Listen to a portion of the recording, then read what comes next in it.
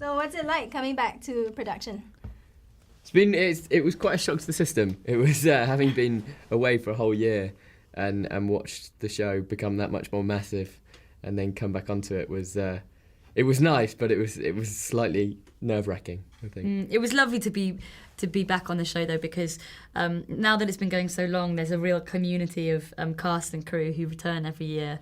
So it was really nice to see all the friendly, familiar faces after having been away for a year. Well, 2 years actually, because we had a year off. So yeah, that was really lovely and great to be welcomed back into the fold. Yeah, great.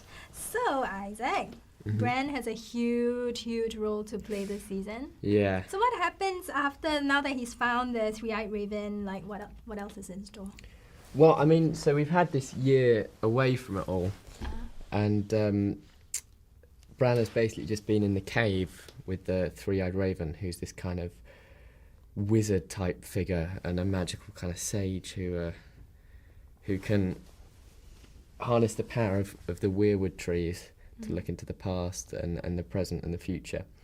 And Bran also possesses this ability, but he's a bit of a novice with it and needs some guidance.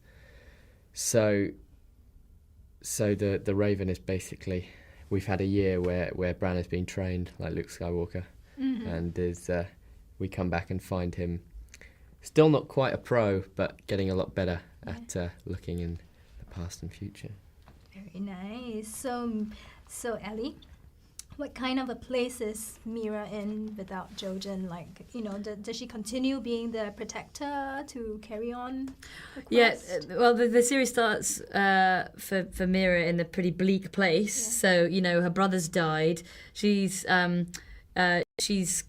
stuck in a cave. The boy that she's supposed to be looking after is kind of going off on these weird mind trips, and she's just stuck with Hodor for conversation.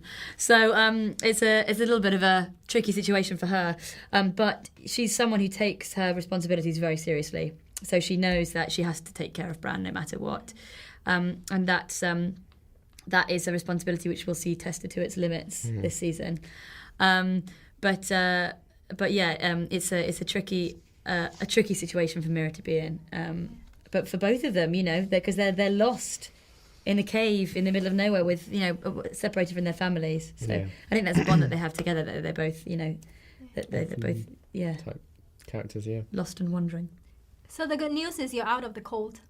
Yes. In the cave, yes. It's still quite cold. Relatively safe as well, yes. Away from all the zombies. So. Yeah. So how tiring does it get fighting under all those heavy layers? What for you? Yeah, well, there was he doesn't do anything. He just gets dragged around.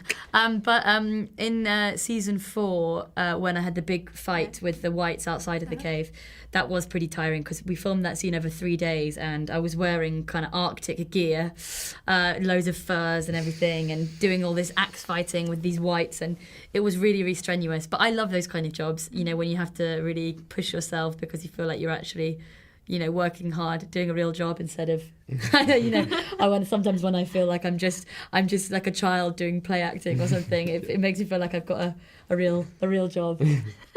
So the action does that to you. So are we going to see more fighting this season now that you're in a safe place in the cave? I don't know whether or not we can tell you anything about that. Right. Okay. Can we? No, not really. What are you looking about? At What? now? I don't know. About no. You read minds. Yeah, I'm telling you. Yeah.